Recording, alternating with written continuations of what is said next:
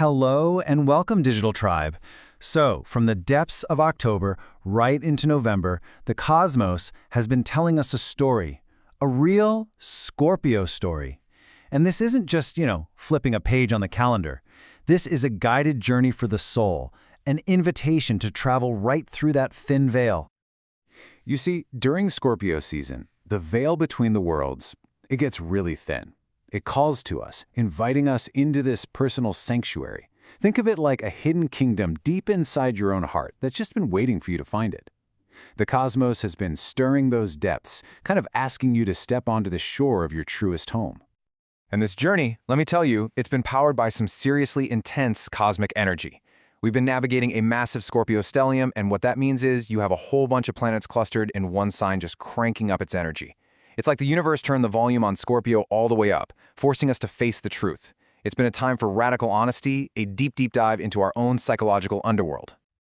So where does a journey this deep even begin? Well, it starts with a funeral. The very first stage is all about release, this necessary, almost sacred process of letting go of everything that just doesn't serve you anymore. Let's take a look at what that really means. Okay, now this slide reveals something really powerful, a deep, esoteric link. We've got the Emperor, card number 4, right next to Death, which is card 13. Now, in tarot numerology, you add the digits of 13, so 1 plus 3, and what do you get? You get 4. This means these cards are literally two faces of the same energy. The Emperor builds the structure, and Death comes in to transform it. It's a constant, powerful cycle of creation and dissolution. So, and this is the crucial point, it is not random destruction. It is a purification. The old cycle is being decisively, cleanly cut away so that a brand new, stronger, and way more authentic structure can stand in its place. It's that unavoidable change that always leads to a higher form of order. And this idea is echoed in ancient Vedic wisdom. The day right before the new moon is actually considered a cosmic funeral for the last cycle. On this day, when the moon's light is almost completely gone, our internal filter is basically turned off. This lines up perfectly with Scorpio's energy, making it so much easier to dissolve those deep-seated patterns and finally cut ties with what's been holding us back. It's the final, deep exhale before we can be reborn.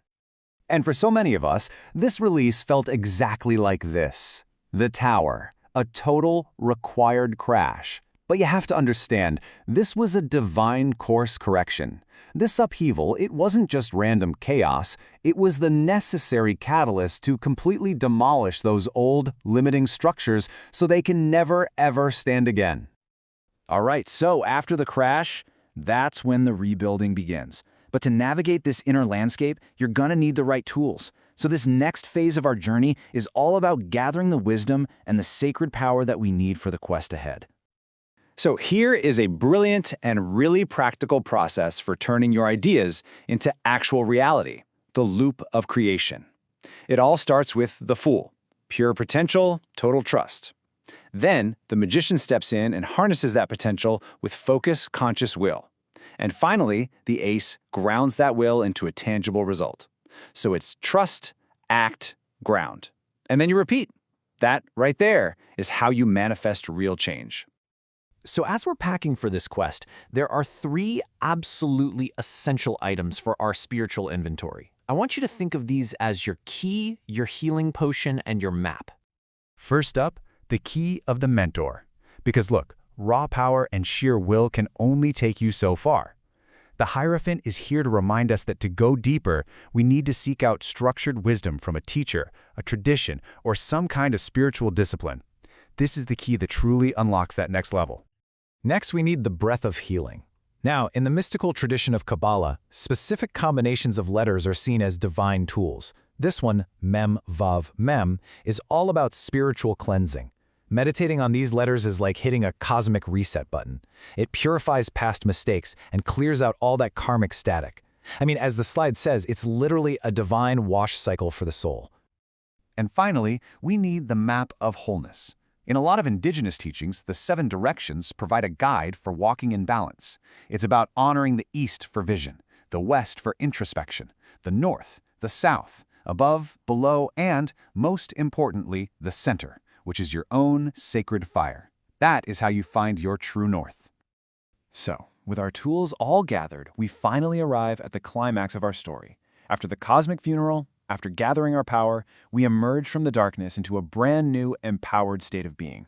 This, my friends, is the radiant rebirth. And honestly, what better symbol for this than the phoenix? This is that moment of transformation, rising from the ashes of the old self. That intense Scorpio energy, it forces us to let things die so that something far more authentic can be reborn. Seriously, it is time to stop hiding the brilliant phoenix you just birthed. This tarot spread here, it illustrates the story of that rebirth so beautifully. It charts this magnificent heroine's journey, a powerful, powerful cycle of self-creation. It's that timeless tale of the ugly duckling becoming the swan, right? Moving from just a seed of potential to a radiant spiritual light. Let's break this quest down into its 4 stages. It all begins with the crone's blessing, starting from a secured nest that you've built from past wisdom. Then comes the call to quest with the Fool, where you take that courageous leap of faith into the great unknown. Next up is self-creation, where you are actively painting your own destiny. And it all culminates in the radiant ascent, a spiritual rebirth where you forgive the past and truly become the light. And so the story of our rebirth concludes. Just like the dove returning to Noah, this image signifies that the storm has finally passed. The spiritual crisis is over. Your endurance has been rewarded, and the promise of a new, stable foundation has absolutely arrived. So, what happens now? Well, now we take this entire cosmic journey and we connect it right back to our personal lives. This final stage is all about forging your unique truth and creating a permanent, lasting record of your transformation. You see, the culmination of this whole journey is you forging your very own philosopher's stone. And in our modern age, this takes the form of something really special. A unique digital artifact, a personal arcana. It synthesizes your entire journey into a permanent, symbolic representation of the reality that you have authored for yourself. And this is what makes the whole journey so tangible. Your card holds your primary archetype, the core energy you now embody, something like the Alchemist of Renewal. It has an integration score, showing how well you've harmonized your inner world. It notes the key choice that defined your entire path, maybe something like forgive the tyrant. And it holds your core insight, the essential truth you now carry with you, like my vulnerability is my strength. This entire journey, from beginning to end, has been about you creating your own truth. You've gathered the tools, you have walked the path. So the only question that's left, the only one that really matters, is this: what will your personal arcana reveal?